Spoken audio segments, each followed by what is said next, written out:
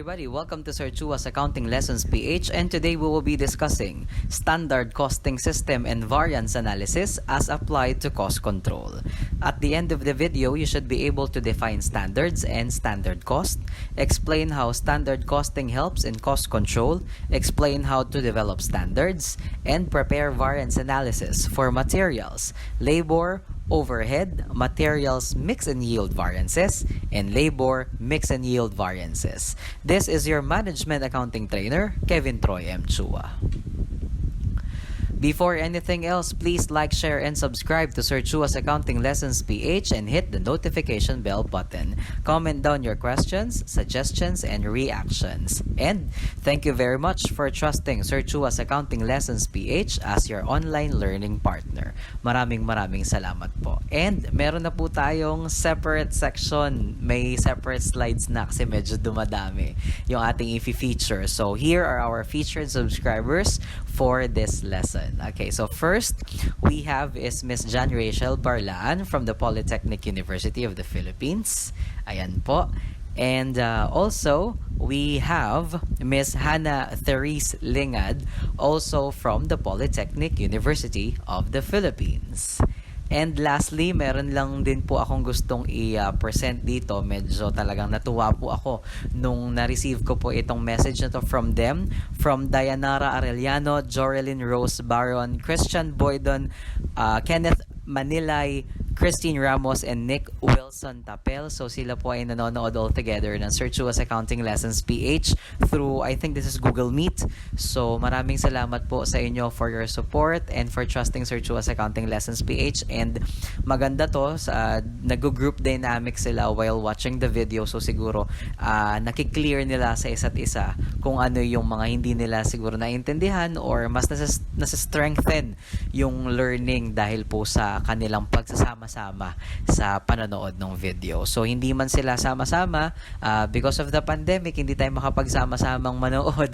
Hindi po ba? But through technology, nagawa po nilang manood ng sabay-sabay. And thank you very much po sa anim na ito, no? From PUP Manila din po sila na nagsa-trust sa Sir Chua's Accounting Lessons PH. Thank you very much po again for trusting me, and sa lahat po ng patuloy na nag-subscribe at nanonood ng Sir Chua's Accounting Lessons PH. Again, thank you very much po.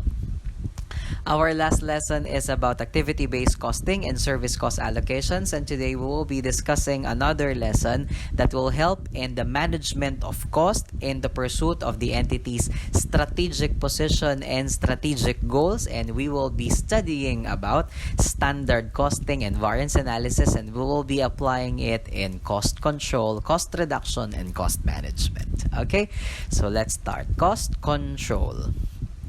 Always remember that cost control leads to cost reduction because habang nako-control mo yung cost mo, syempre yung paggastos ng company, nakikita natin kung ano po yung mga hindi na dapat gastusin or meron po palang mas better way to do this or mas better na purchases na mas mababa pala yung presyo pero same quality. Because you are able to do that, you can do cost reduction which may lead to, syempre, lower cost of production, and in turn, because of those lower cost of production, yung sales mo compared with your cost, yung profit mo tataas. Parang ganun yung gusto nating i-achieve, di ba? Lower cost para yung profit natin mataas. Yung sales mo magstay man kahit papanong ganun, pero dahil yung cost of production mo bumababa, profit mo tataas pa din kasi yung gastos mo bumababa. Parang ganun, okay?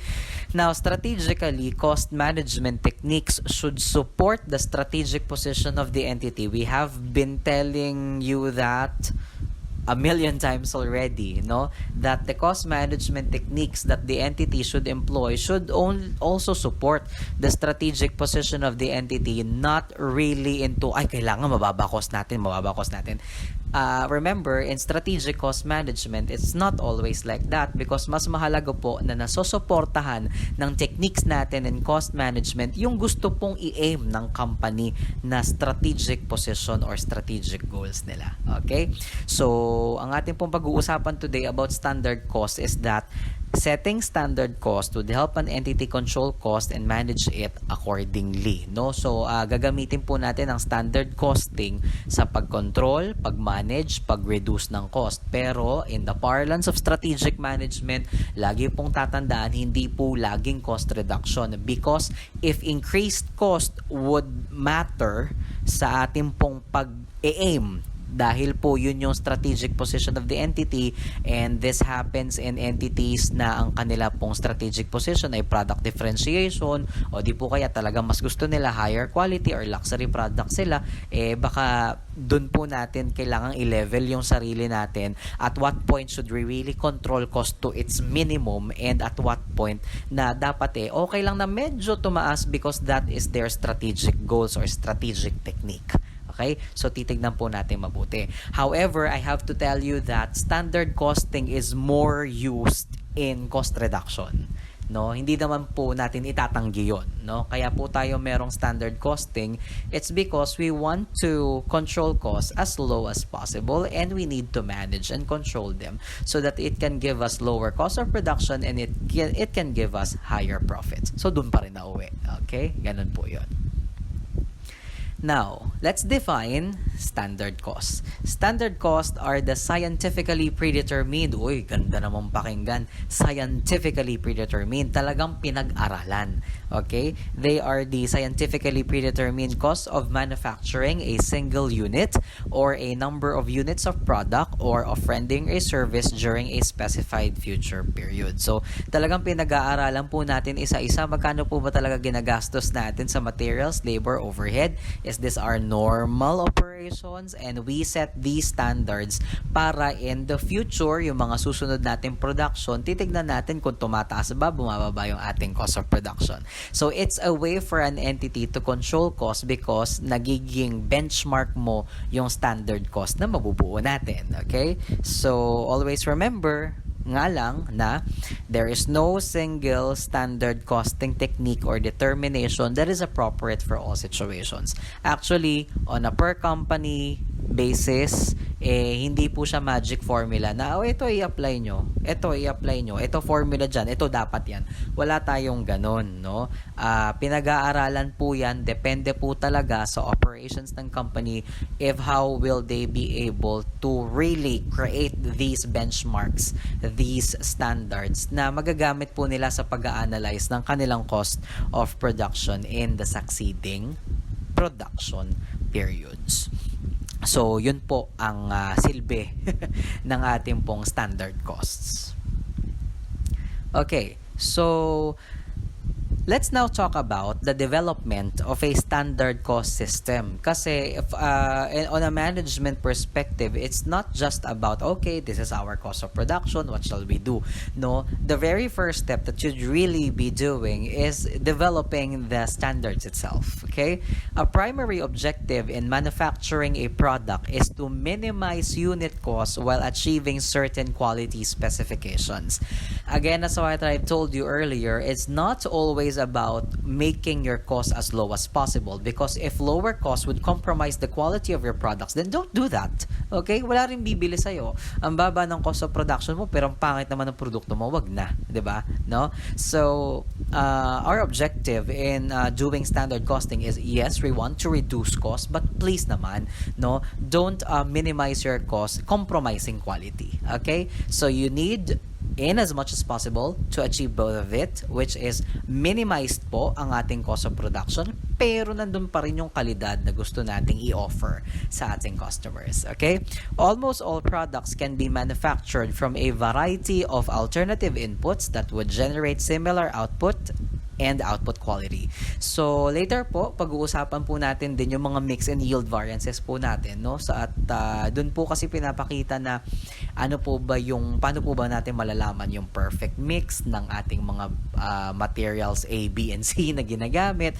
So, yung mga produkto rin pong yun, yung mga materials po yun na pinapasok natin sa produkto is pinag-aaralan din natin mabuti that would give us the perfect output na hinahanap po natin, and that is also included in our determination of standard cost system. Okay? So, yun po. Ngayon, saan po ba nanggagaling ang standards information? Kung sasagutin nyo po akong, ay sir, it's cost accounting department. Yes, it's actually true that it starts with the cost accounting department, and it's actually the initiative of the cost accounting department na kasama po syempre ng management, yung initiative na mag-create talaga ng standards. And syempre, yan ang una mong pupuntahan.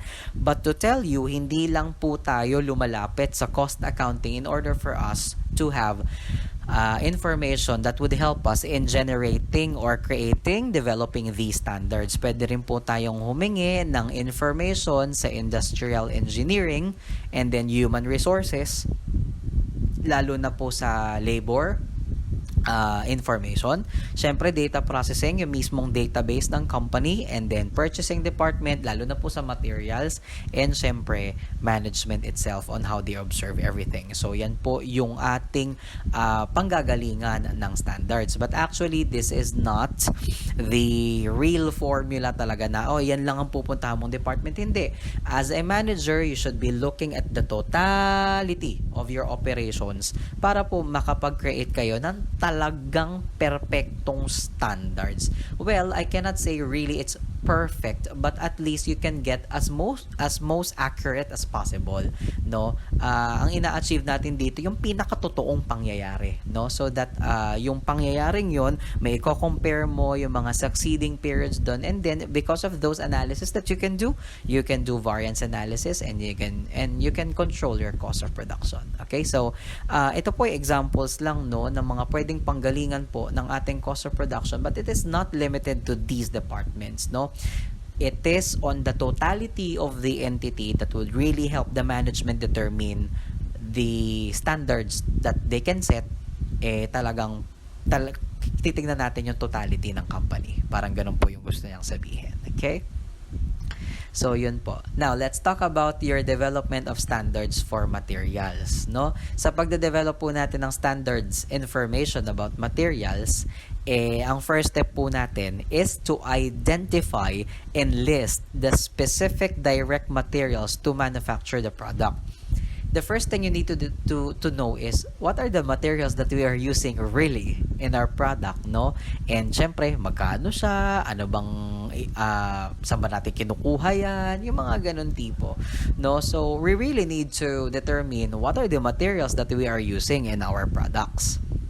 Now, ang tanong, saan mo kukunin yung information na yun? Now, the question that you may ask first is there a product specification document? A product specification document will tell you the information about the product in itself, about everything, like ano po ba yung labor na kailangan sa kanya, ano po yung mga materials na kailangan sa kanya, at ano po yung mga all other costs na ipapasok natin doon. Pero pinakamahalagang information na pwede rin natin makuha sa isang product specification document, from the word itself, it's product specification, kumbaga po sa pagluluto recipe book. Parang ganon. Okay. If there is a product specification document, hindi wala ka ng problema, you use the product specification document, i-analyze na lang po natin yung costs natin doon base sa product specification document. Pero hindi po tayo aasa doon. Siyempre, oobserbahan pa rin po natin yung operations. However, if there is no product specification document,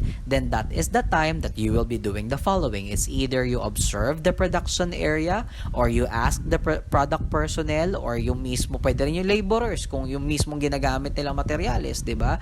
Inspecting material requisitions, ilan po ba talaga yung nilalabas, no, ini-issue from the materials warehouse going to production, and also reviewing product-related cost accounts. Syempre, pupunta ka pa rin sa cost accounting information kasi may historical data ka na doon that would help you understand how really materials run, no, in the parlance of cost accounting din naman. Kumbaga, diretsahan, magkano ba? Parang ganun, no? Magkano ba na ginagastos talaga natin dito sa materials na to, no? So, yan po yung mga bagay na kailangan natin tandaan in the development of standards for your materials. Now, there are 4 things that you should know about material inputs and standards development. Una po, siyempre, ay type nung materials. Kahoy ba yan? Semento? bakal. Okay? And then also, the quality of materials. Quality is medyo mahirap siyang i-quantify kasi hindi siya quantifiable kasi qualitative nga siya, di ba? So, it's more of parang ano siya more on description no? Lalo na ang nakakaalam niyan yung mga talagang gumagawa na alam nila kapag medyo mababa yung quality ng materials na nagagamit, no? So, quality, kung meron man po tayong pag-uusapan about quantification, no, ng quality, alam naman natin, pag mataas ang kalidad, medyo mahal, parang ganon, no? So, syempre, yung quality ng materials, kailangan din po natin i-consider, and then also, quantity needed, sa paggawa po natin ng product A, ilang pounds, ilang pieces, yun, kasama po yun, and also, syempre, the cost per unit. Tinawag ko pong price kasi, syempre, nung una, binili mo muna yan sa supplier. So, nung binili mo siya sa supplier, magkano ba siya nung time na yon? But it becomes your cost, no? Nung, syempre, gumastos ka, 'di ba, in purchasing that material. So, nagiging cost per unit na po siya. Okay? So, yan po yung mga dapat nating tandaan pag nagde-develop ang management ng standards about materials. Now, meron po tayong kailangang tignan, no, about quality because remember that as material grade rises, syempre yung presyo niyan mas mataas, no? So, the main goal of an entity is to get the lowest possible price pero yung quality hindi nakokompromiso. Posible naman po yan, no? Ang isang company po, posible naman po magawa yan na ito yung hinahanap nating quality dun sa ating materials but at the same time, we get it at the lowest possible cost that the company can consider. However, again, on the parlance of strategic cost management, if the strategy of the company is more unique products in the market at yung market na gusto nilang yung customers na gusto nilang ibentahan ng kanilang produkto, wala silang pakialam sa presyo at talagang gusto nila ay unique yung kanilang products na mabibili at ito ay luxurious or high quality, medyo hindi po natin pag-uusapan yung cost reduction dito. Because if the entity's strategy is to be a bit differentiated in a sense that we are selling much more high-priced or luxurious products, medyo hindi natin problema yung cost reduction, no? But still, it's important for an entity to do standard costs on that perspective because syempre kailangan mo pa rin naman ma-check, baka naman sobrang tumataas na yung cost of production mo, kakasupport mo ng strategy mo na okay lang mahal, sana all, di ba? Okay lang mahal, okay lang na mahal yung produkto, di ba? Makakatulong pa rin naman po ang standard costing sa ganong perspektibo sapagkat baka mai-check mo rin, no, na kaya naman pala natin pababain kahit ganyan yung quality, kaya natin pababain yung cost. Pwede mo ring makita yon, 'di ba, kung gagamit ka ng standard costing. So, ang sinasabi ko sa inyo is wala talagang formula, no, kung paano nyo talaga i-hit ng maayos. Kasi ang paggaganahin nyo dito as managers, yung utak nyo talaga, no, kung magpapantay ba yung quality tsaka cost o okay lang tayo medyo gaganon sa quality, gaganon yung quality kaya gaganon yung cost nyo, or medyo okay lang na ganito yung quality para yung cost natin ganito. It's your call. You're the manager. Ganon po siya. Okay? So, yun. Dami ko sinabi. Okay. Okay, diretso tayo. Wag po natin kakalimutan, no, kung meron po tayong normal waste of components na inaasahan sa ating production process, or kung di man po normal waste, baka yung kunyari pag pinuputol mo yung kahoy, hindi na iiwasan, may sobra talaga siya kahit konti, o kaya pag medyo liquid naman yung ginagamit natin, minsan di na iiwasan, baka may natatapon or such, no. Kung medyo normal siya sa operation, baka pwede natin ilagay sa standard. Pero kung magsisignal din yan ng something, no? Kapag inaaral po kasi yung production process, parang ganito. Sandali, para lagi ko napapansin, parang lagi tayo natatapunan ng pintura. Medyo kailangan na po siguro nating mag-analyze ng activities natin, no? Kasi yung wastage na yon, baka natatag natin yung sarili natin na normal wastage yun, baka pwede naman po palang i-eradicate kasi nagiging non-value added activity na siya. Baka pwede natin tanggalin. O, balik tayo sa konsepto ng activity-based costing, di ba? Yung mga ganong sistema, bakit parang lagi tayo natatapunan ng pintura? O, kung ganon, no? So, it might be normal, no? Kung nakikita ng company na normal yun, di sige. Pero, check din natin yung operations kasi baka hindi na talaga siya normal, pwede naman tanggalin. So, at least mas mapapababa pa natin yung cost of production. But in setting material standards, if there's really a normal wastage of components, then at least you should make allowances for it, no? Kasi ang standards din naman po natin should show you the reality, no? Ayun, meron po kasi tayong mga expected standards tsaka ideal standards. Pero syempre ang gusto nating mangyari sa standards, yung katotohanan din naman, no? Yung normal operations ng company na this is the standard niya. So kapag umangat tayo sa standard cost niyan, bakit mas mahal yung nagastos natin, or kung bababa tayo sa standard, di very good tayo, di ba? Ito yung standard natin, bumaba yung cost natin doon. So very good tayo doon. So syempre yung gusto nating mangyari is as realistic as possible. Okay? Para pag ginamit po natin later on yung standard cost natin for variance analysis, malalaman talaga natin ng tama kung tumaas ba tayo o bumaba. Kasi yung pinanggagalingan nating benchmarks is maayos nating na-develop. Okay? So, yun po. When all quantity and price information is available, component quantities are multiplied by unit prices to obtain each component's total cost. These totals are summed to determine the total standard material cost for one unit of product. So, iisa-isahin mo lang yung mga kailangan dun sa produktong yon, multiply mo sa kanilang respective cost, tsaka mo i-add, no? Tapos yun na po yung mismong cost of materials in one unit of the product. Coming from that, tapos ka na sa standards mo for materials. Diretso po tayo ng development of standards for labor. Each production operation performed by workers or by machinery should be identified.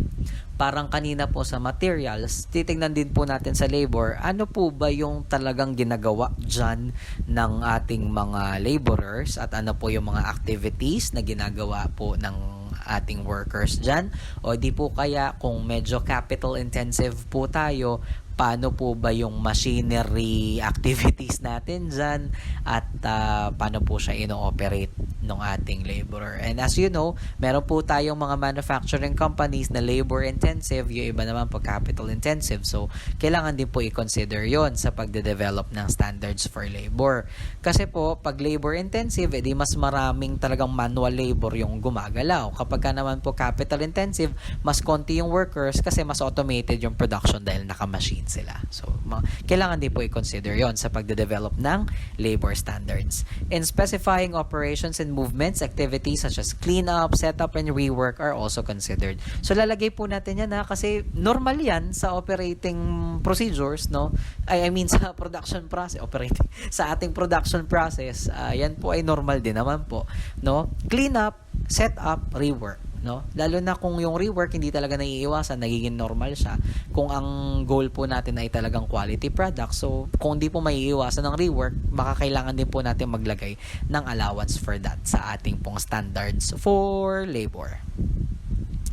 Okay, so in the development of effective labor standards, the information can be obtained from the following. So, ano daw po yung pwedeng makatulong sa atin in the development of our labor standards? So, first, we have industrial engineering methods. Most especially if you have a separate engineering department in your entity, that's so perfect. Okay, they can help you in that. Also, you can employ in-house time and motion studies, or we can just call that observation. And also, we have historical data. Okay, cost accounting information can also help you with the data previously na nabuo, diba? So, pwede mo siyang i-revisit. Now, let's talk about that in-house time and motion studies. Okay. In-house time and motion studies may result in employees engaging in slowdown tactics when they are being monitored. Longer time being set as standard will then result to a labor efficiency variance being favorable. Lagyan natin ng storya. Usually po kasi when a worker is being observed, so parang medyo ano siya medyo maingat siya kasi inobserbahan siya, di ba? So, kung maingat siya, it's either dalawa lang yan. Talagang inoobserbahan siya dahil maingat siya o pwedeng ganito yung nasa isip niya, ay medyo babagalan ko para kapag normal operating process ko, mabilis ako. So, pag ni-review yung aking performance, masasabi nila, mabilis ako than the usual. Parang ganon. So, yun po yung sinasabi dun na employees engaging in slowdown tactics, no? So, it's either talagang sadyain nilang bagalan para yung performance monitoring nila sa dulo makikita mabilis silang magtrabaho when in reality yun lang talaga yung katotohanan nung kanilang paggawa o hindi po kaya kasi minsan ang mga workers or employees po kasi kapag ka po sila ay ino-observe kinakabahan pa yan. Okay? Sometimes po kasi kinakabahan sila kapag ka po sila ay ino-observe. So, minsan po, ang nangyayari is parang bumabagal. Paano, what if the company will really write that as a standard already for your labor? So, ano pong mangyayari? Yung labor efficiency variance mo magiging favorable kasi nung ikaw ino-observe, kinakabahan ka nung ino-observe ka, so parang medyo mabagal ka. Yun na yung standard, mabagal ka. Ay, parang, sige, lagyan natin ng numbers para mas maintindihan nyo. Nung ino-observe ka, ginawa mo yung production or yung ginagawa mong product, mga 2.5 hours. Pero pag walang nag-o-observe, kaya mo siyang gawin ng 1.5 hours. So, ano mangyayari? Ang standard na nakalagay for 1 unit, 2.5 hours. Tapos, ang normal mo lang palang ginagawa yung mga 1.5 hours. Ano mangyayari? Your labor efficiency variance would really be favorable kasi ang lalabas doon is mabilis ka. When in reality, yun lang palang katotohanan, 1.5 hours. No? So, yun lang po yung isang disadvantage ng paggamit po natin ng observation. When employees are being observed, sometimes they tend to become more let's just go to the good side, no? They tend to become more nervous about it kasi sila po ino-observe, so baka medyo bumabagal, no? So kailangan din po natin i-consider yon na hindi lamang tayo umasa sa in-house time and motion studies, baka meron pa po tayo ibang pwedeng pagkuhanan aside from the observation. But to tell you, as a manager, syempre, maganda rin po talaga nakikita nyo po at na-observe nyo mabuti. So, in-house time and motion studies both has its advantage and disadvantage. Okay, so ito lang po yung dapat nating tandaan pag gumagamit ng observations. Baka po tayo ay nagkakaroon ng slowdown, tapos dyan nauuwi yung storya no, sa ganyan. Labor rate standards should also reflect yung sahod po ng mga empleyado natin relating to the fringe benefits that are being given to them, and also social security contributions and also other statutory contributions, which was already discussed with you in cost accounting, which is accounting for factory labor, and syempre withholding taxes. Okay? When time and rate information are available, so alam na po natin yung rate at alam na rin po natin yung number of minutes or hours na ginugugol po dun sa paggawa ng product. Job task times are multiplied by wage rates to generate the total cost of each operation. So, mumultiply mo lang yung rate ng tao multiplied dun sa time na ginugugol or ini-spend dun sa isang unit ng product. So, pag tinotal mo yun na yung magiging standard cost as to labor in producing one product. Okay, so ganun po yung development po natin ng ating labor standards. Sa pagde-develop naman po natin ng standards po natin sa overhead, napag-aralan nyo na po yan sa accounting for factory overhead. Usually po, yan po yung ating predetermined overhead rate. Applied overhead. Ngayon, yun nga lang po, paano po natin ma-achieve yung medyo magiging ideal natin na standards for overhead? Ito po, the most appropriate costing information will result in overhead that is assigned to separate cost pools based on cost drivers when overhead allocations are made using different activity drivers. Sounds familiar, right? and that is activity-based costing. Kasi nga naman po, going to the concept of activity-based costing, mas nagiging precise po ang ating pagkuha ng estimated overhead sa pagpoproduce po ng ating produkto dahil inanalyze at inisa-isa po natin yung ating pong activities na dinadaanan po ng ating produkto. Okay? So, mas maganda po kung, lalo na po kung ang overhead po forms a substantial part of the cost of our product, mas maganda po siguro mag-activity-based costing po tayo. Okay? Pero kung medyo small portion lang naman po ang overhead at hindi naman po siya ganun ka-material dun po sa ating produkto, baka okay na po tayo sa sa ating pong traditional or peanut butter costing. Kung hindi naman po ganon ka-material yung overhead po natin. Either way, ang advantage naman po ng activity-based costing ay mas nagiging precise po yung pagkuha po natin ng overhead rates po natin. Okay, so now let's apply variance analysis and cost control. One of the major purpose of using a standard cost system is to aid management in the controlling the cost of production. Kaya po tayo gagamit ng standard cost system ay gagamitin po natin yung mga benchmarks na yan para ma-compare po siya sa actual production process po natin. Diyan po natin mahuhuli kung mas mabagal po ba tayo than the standard or mas mabilis po tayo than the standard or mas gumagastos po tayo ng mas malaki kaysa sa standard or mas nakakatipid po ba ang company against the standard. Standards enable management to make periodic comparisons of actual results with planned results. Okay? So, dahil po sa paggamit po natin ng standard costing, nakikita po natin yung diferensya, no? Na parang, minsan nga po makikitaan mo pa yan ng pattern na parang 3 buwan na tayong laging inefficient as to labor. O baka yung standards na rin natin na may problema. Minsan ganun di ba? Pero, makikita po kasi natin dyan talaga, no? Makukumpara natin at mapag-aaralan natin yung operations ng company or yung production process natin because meron tayong ginagamit na benchmarks which is your standards, di ba? But always remember, guys, standards can be revised, no? Kung sakali man pong hindi na po siya nagiging effective na cost control mechanism, yun nga po, katulad po ng example ko kanina, parang napapansin ko 3 buwan na tayong inefficient. Baka masyadong mataas yung standard na na-apply natin, 'di ba? Masyadong mababa pala yung number of hours, 'di ba, natin dun sa standards. Tapos yung lumalabas pala sa actual results natin, yun talaga yung normal. So, kailangan natin i-adjust yung standards natin, no? Pinag-aaralan po yan, and on the concept of management accounting, we are really flexible, no? Sa mga ganitong bagay.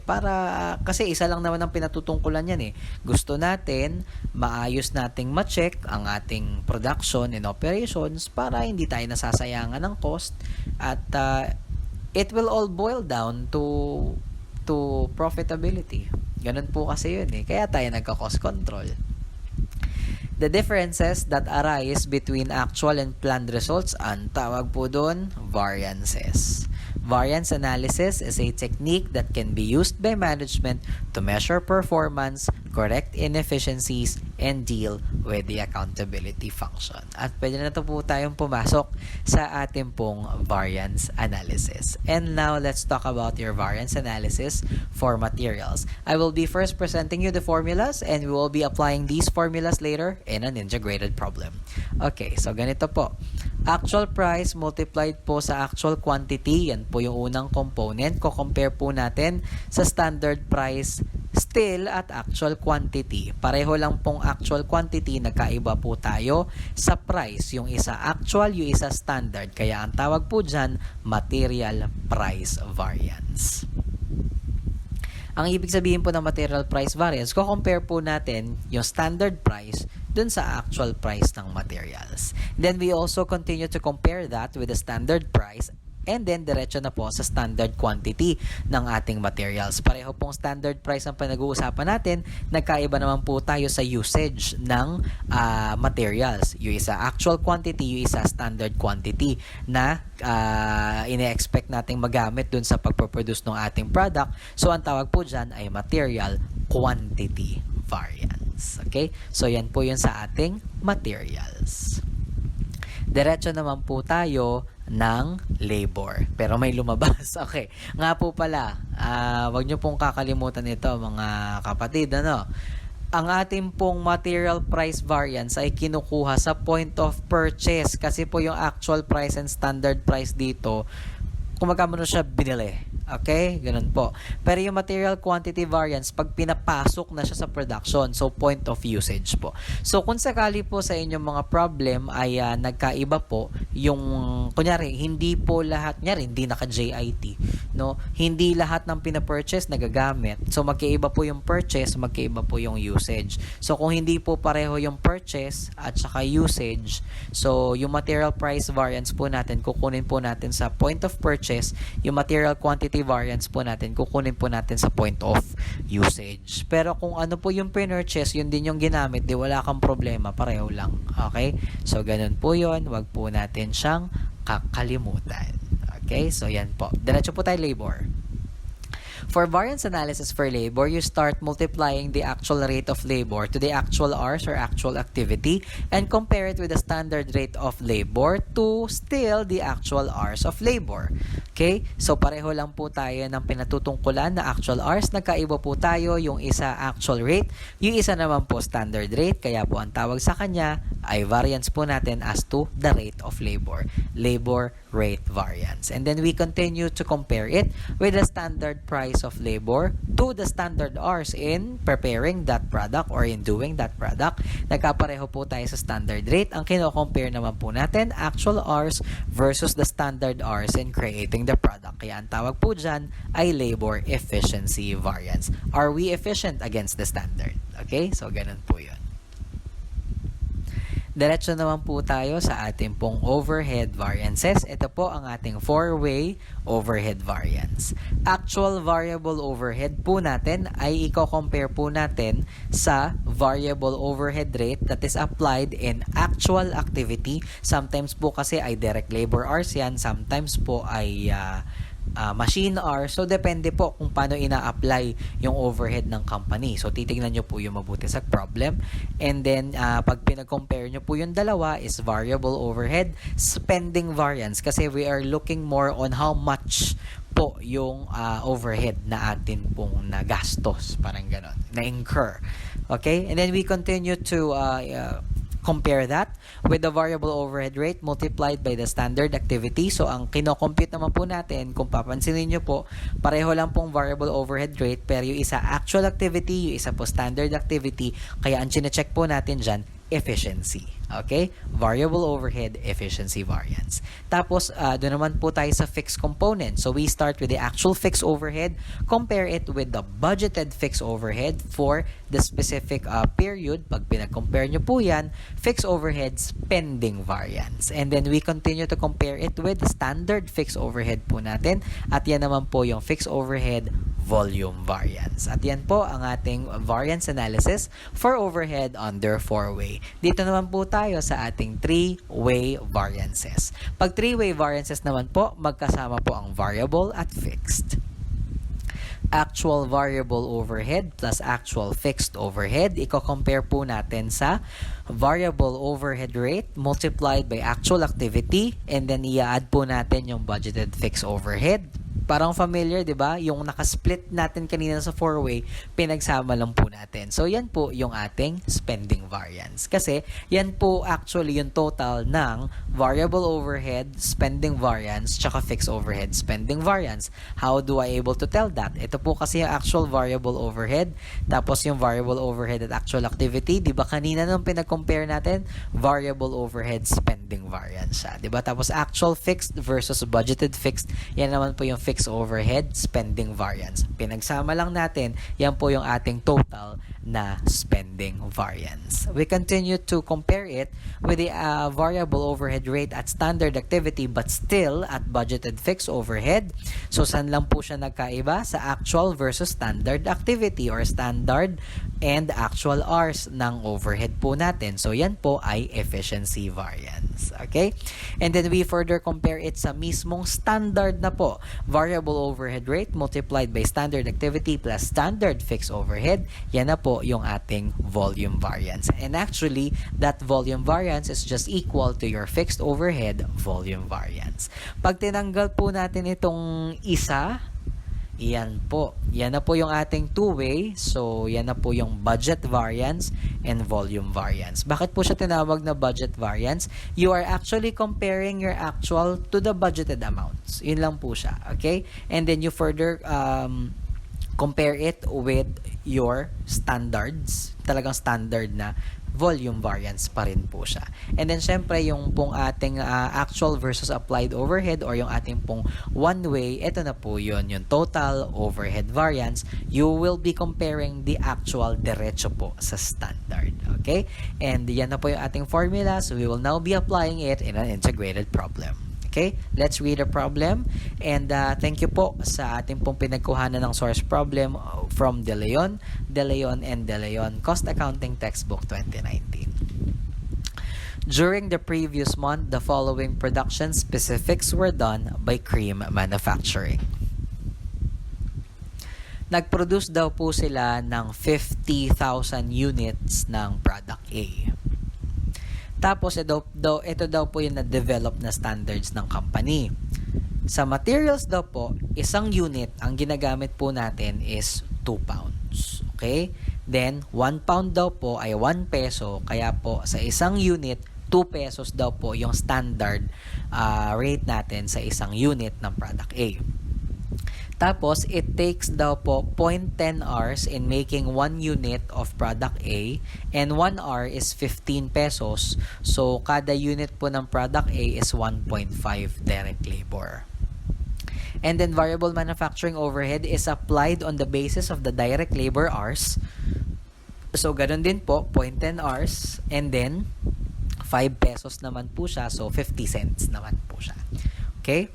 Now, for our fixed manufacturing overhead cost, ang nakabudget daw po natin, which is based on 40,000 units, is 80,000 pesos. So, yan po yung ating budgeted na fixed overhead.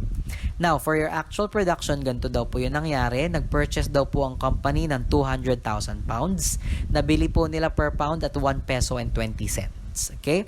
And then, ang nagamit daw po sa production is 110,000 pounds. So, syempre, at 1.2.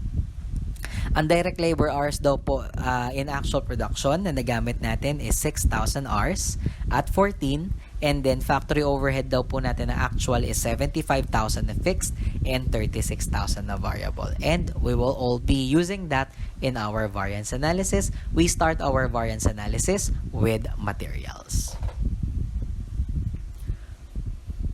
Mga kapatid, I suggest po total, hindi naman na po bago sa inyo ang variance analysis dahil galing na po kayo sa cost accounting. Why don't you try to compute for all of the variances first before we try to solve it here? So, you just pause the video dun sa given po natin kanina, then you play it again when you're ready. Okay, so assuming po na ready na po kayong makinig at i-check yung kinompute nyo pong variances on yourselves, then let's do it now. Okay. So, ganito po. We start with, teka, gamit na po ako ng laser. Okay. So, ang actual price daw po nung nabili natin na materials is 1.2. At ang nabili daw po natin, again, material price variances on the point of purchase. So, ang nabili po natin is 200,000 pounds. I-apply po natin naman dun sa standard price na 1 peso per unit, still at 200,000 pounds na actual quantity. So, multiply lang po natin. We get 240,000 here and we get 200,000 here. You compare it, we have 40,000. Ngayon, paano natin i-interpret kung favorable o unfavorable yung variance natin? Ang standard price po ng ating materials ay 1 peso per pound. Kaso nabili mo 1.2, mas mahal. Okay? So, yung 40,000 natin ay unfavorable siya ng material price variance. Kasi nabili mo yung material mo ng mas mahal.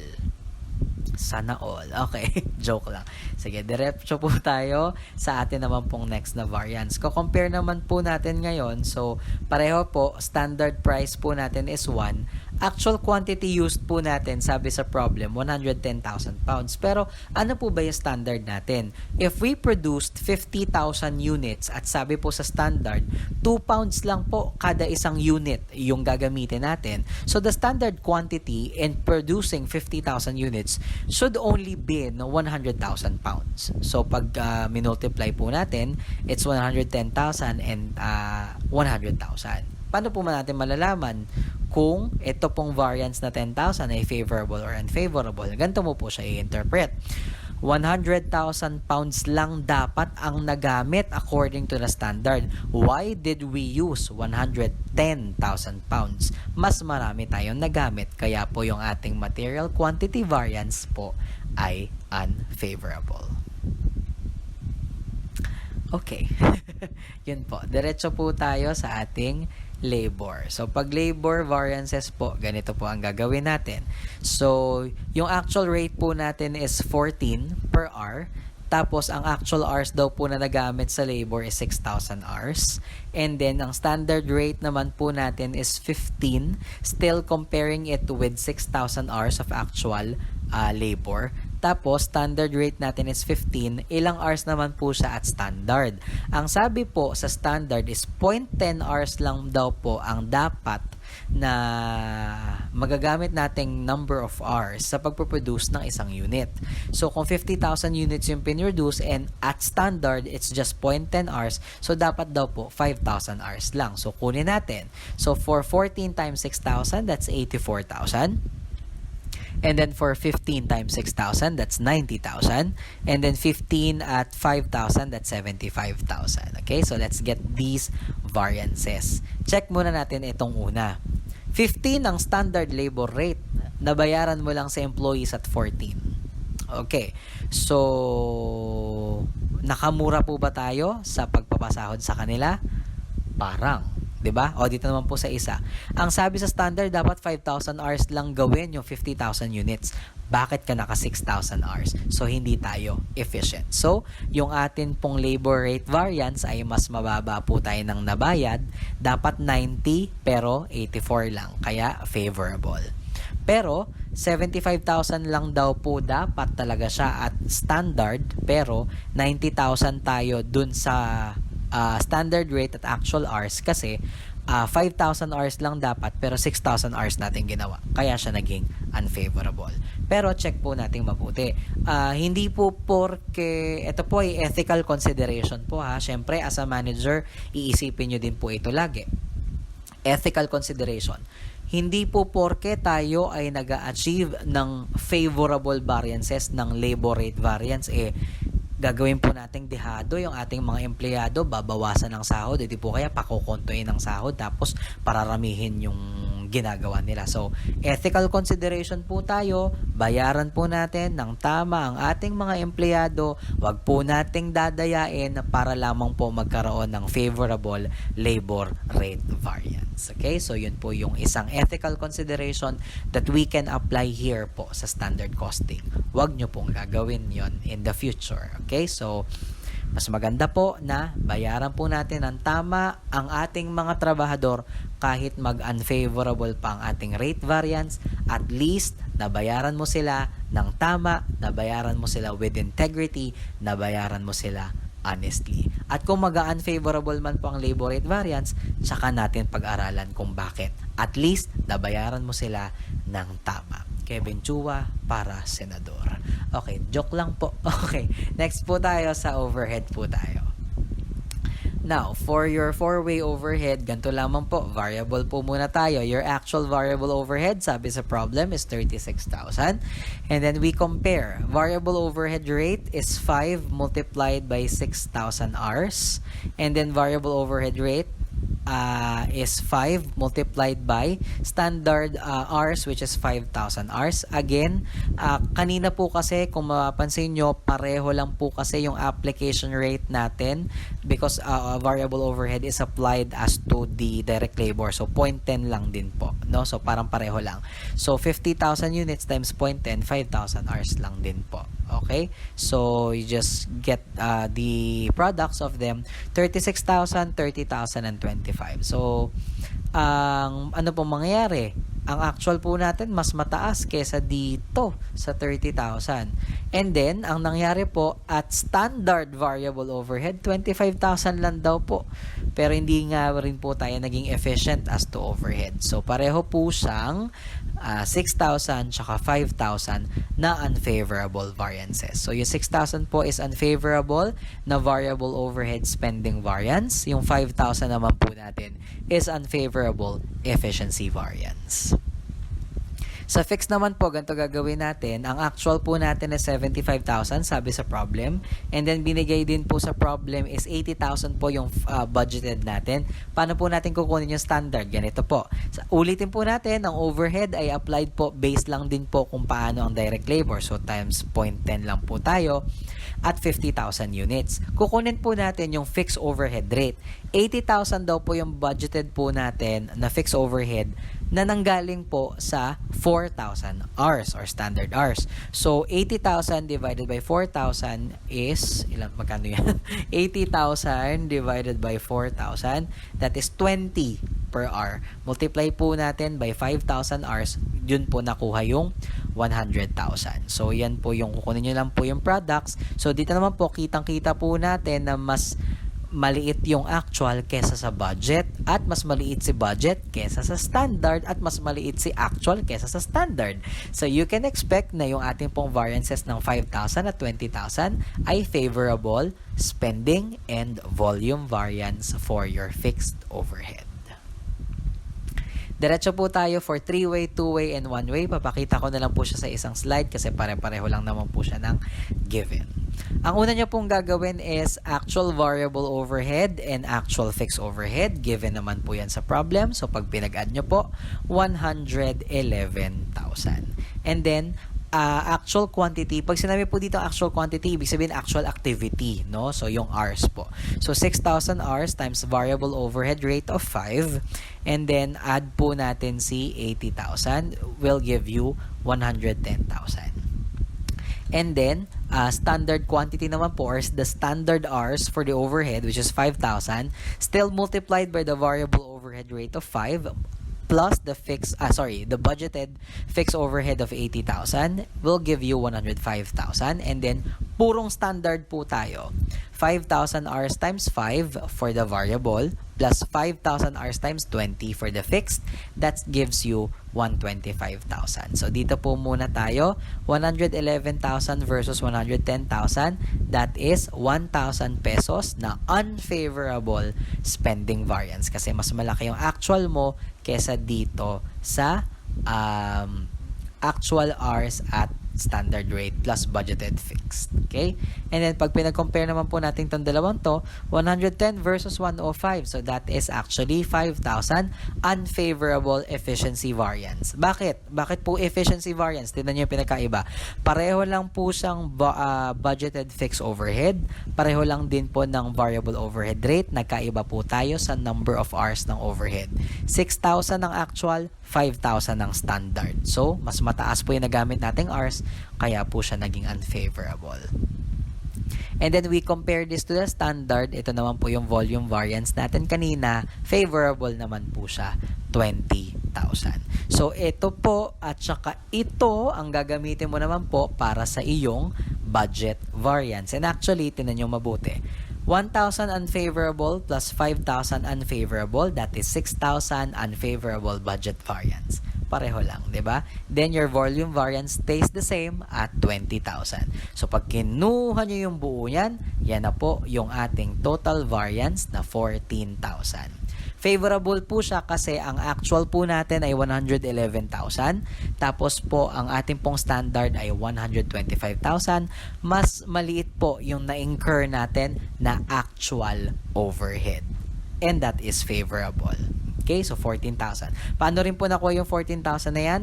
6,000 na unfavorable minus 20,000 na favorable. Net favorable variance, 14,000. Ganun lang din po siya. Okay? So, yung po mga binabanggit ko na equality na yon, ganito nyo po siya gagawin. Sa 4-way, ito po yung ating mga variances. Dapat po, kung ano yung 3-way, pareho lang din po siya. Kung ano po yung 2-way, pareho lang din po siya. At kung ano po yung 1-way, pareho lang din po siya. And remember, yung ating pong total spending variance na 1,000 unfavorable, galing po siya sa variable overhead spending variance na 6,000 unfavorable at fixed overhead spending variance na 5,000 favorable.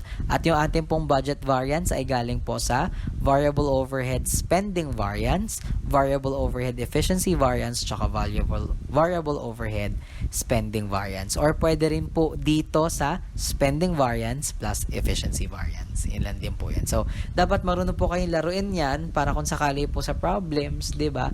Hindi man ibigay lahat ng information, kaya nyong i-work back pag alam nyo pong gawin to. Okay? So, parang ganun po. Okay, so yun lang po ang ating variance analysis for materials, labor, and overhead. We now proceed to your price, mix, and yield variances.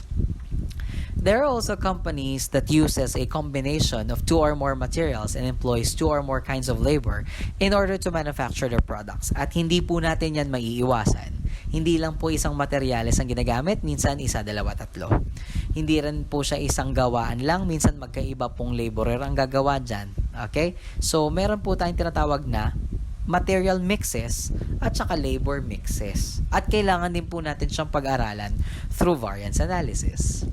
The goal of an entity is to achieve the combination of materials that would best support the desired product quality and output and syempre least cost. Yun nga lang po, ang perspective natin doon, gusto nyong makuha yung perfect combination, pero dapat ang mindset mo doon, syempre yung materials mo ay substitutes ng isa't isa. Kasi kung hindi sila substitute, hindi siya magiging effective. And mind you, kung substitutes siya, ibig sabihin, it doesn't affect the quality of the product. Whether I use this, and mix it with this, it will not affect the quality of the product. So, dapat, ganun yung mindset mo kapag ka magmi-mix ka ng materials. Okay? Mix is the term that refers to the combination of materials or labor employed in the product. And ano po yung resulta ng pagmi-mix mo ng mga yan? Ang tawag po sa kanya, yield. Okay? The yield is the result. Ganun po siya. Okay? So, ganito po ang ating mga formulas. For materials po, ganito po siya. Actual price, actual mix, actual quantity compared with standard price, actual mix, actual quantity compared with standard price, standard mix, actual quantity, and the pure standard. Standard price, standard mix, standard quantity. Okay? Sa una pong comparison, nagkaiba lang po sila sa price. Kaya ang tawag po sa kanya, material price variance pa din. Sa pangalawa naman po, nagkaiba po sila sa mix. No? Paano po ba minix talaga yung mga materials natin? Ang tawag po sa kanya, material mix variance. Okay? And then, sa next naman po is nagkaiba po sila sa quantity na ginamit. So, material yield variance na nung gumamit ka nung mix na yon, anong kinalabasan? Parang ganon. Okay? So, yun po yung material yield variance. At ang labor po, syempre meron din. Okay? Actual rate ng labor at actual mix at actual hours. And then, or actual activity, ganon. And then, standard rate, actual mix, actual hours. Standard rate, standard mix, actual hours. And then, the pure standard. Standard rate, standard mix, standard hours. Dahil ang nagkaiba lang po sa kanila ay yung ating pong rate. Ang tawag po dito ay labor rate variance. Dito naman po, ang nagkaiba po sa kanila ay actual mixes, kaya ang tawag po sa kanya, labor mix variance. And then, nagkaiba rin naman po sa atin pong quantity, or not quantity actually, but the number of hours. So, pwede siyang labor yield variance. Okay? So, yun po. And let's try this problem. Seafood Party Company makes delicious snacks made from crab, shrimps, and oysters. During the month of April, the following information was made available. Thank you po kay Professor Kinney and Professor Ryborn. Our cost accounting textbook yung yung international. Okay. So, gumagamit daw po sila ng crab, shrimps, and oysters. So, ito po yun. Ito daw po yung standard. Crab, shrimp, and oysters, ang standard mix daw po is 30-45-25 or pwedeng 60/200, 90/200, tsaka 50/200. Okay? And then, ang standard daw po is 7.2 per pound para sa crab, 4.5 per pound for shrimp, and 5 per pound sa oysters. So, ito daw po yung standard na yon. Tapos, sa atin naman pong laborers ay 9/12 tsaka 3/12. Okay? 10.5 per hour, 14.3 per hour. Ang actual production mo daw po ay 40. Tapos, ang materials na nagamit mo daw po is at a total of 8,020 pounds. Ito daw po ang distribution. 2,000 plus na crabs na pounds, 3,000 plus na shrimps, tsaka 2,000 plus na oysters. And then, Category A workers really worked for 450 hours and Category B really worked for 50 hours for a total of 500 hours. Ito po yung standard natin, standard mix, standard rates, or standard prices. And then, ito naman po yung actual natin. Ito yung actual mixes at saka actual na nagamit natin. And then, ito po yung mga actual rates naman po natin. Okay? So, yun po yun.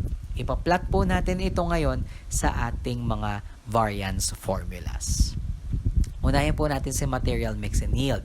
Ganito po una natin gagawin. Okay?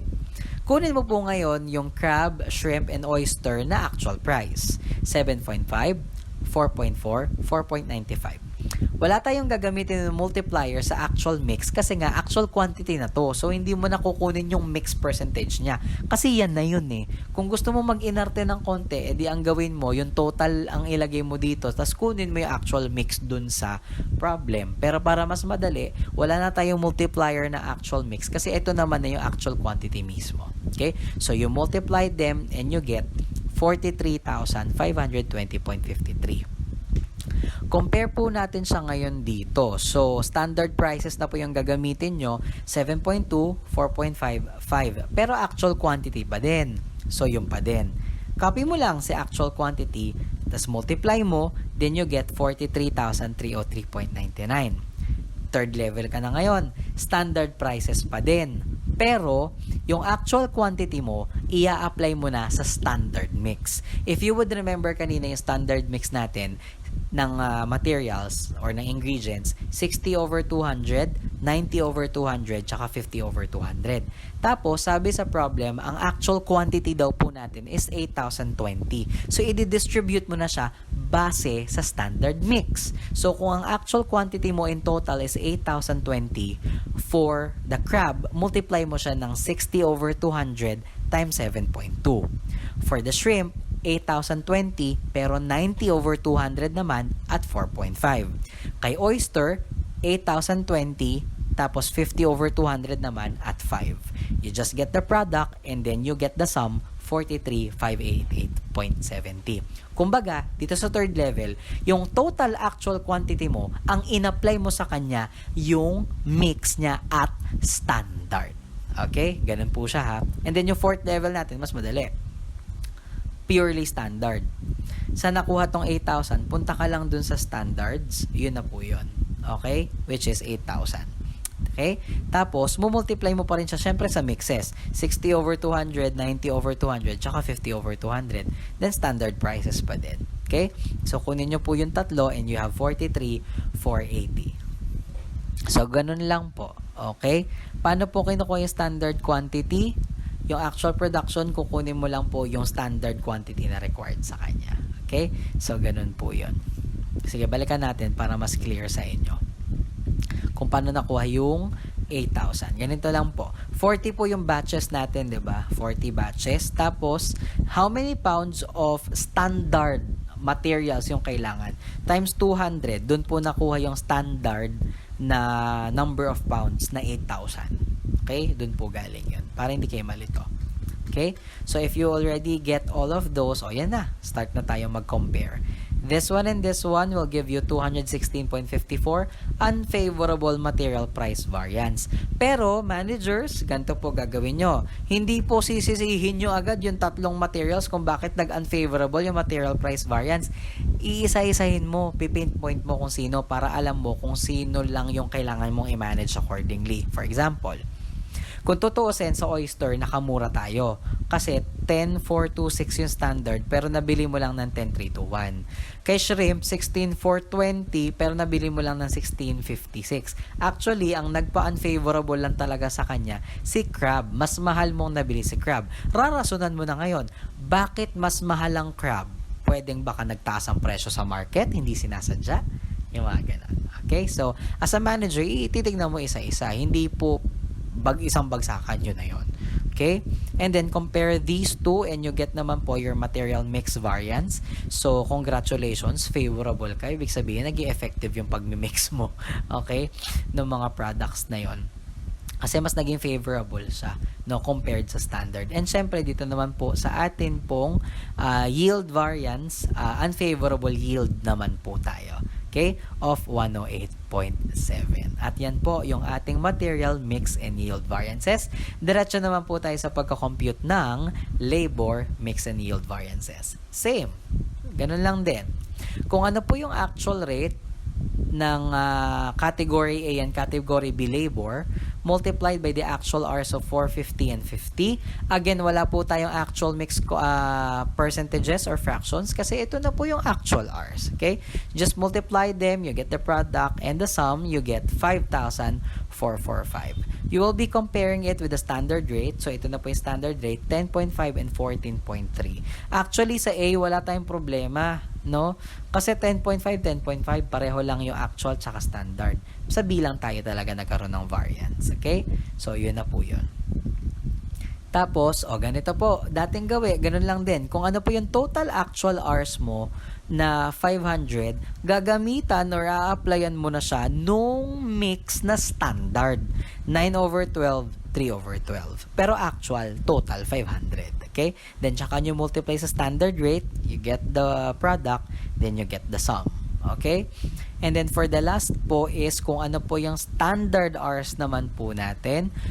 Siyempre, ang i-apply mo pa rin, standard mix. Okay? And then, you multiply the standard rate, and then multiply, then get the sum, and then 5,496. Okay? Then, interpret na po natin yung differences.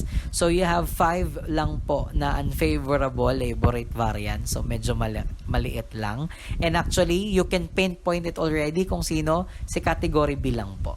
Okay? Kasi, ba't naging unfavorable? Mas mahal ng nabayad ng 10 centavos. Okay? Ganun lang. Diba? And then, we compare it, and then we also have a favorable labor mix variance, and then you compare it again, and you get an unfavorable labor yield variance. Okay? So, yan po ang ating pong labor mix and yield variances. And that has been our discussion for standard costing and cost control and variance analysis. Maraming salamat po sa inyong pakikinig. And our next lesson is business planning and short-term budgetary systems. We will now be preparing a master budget. Again, please like, share, and subscribe to Sir Chua's Accounting Lessons PH and hit the notification bell button. Comment down your questions, suggestions, and reactions. This has been Sir Chua's Accounting Lessons PH. To God be all the glory, honor, and praise. Thank you and have a great day. Sarangeo.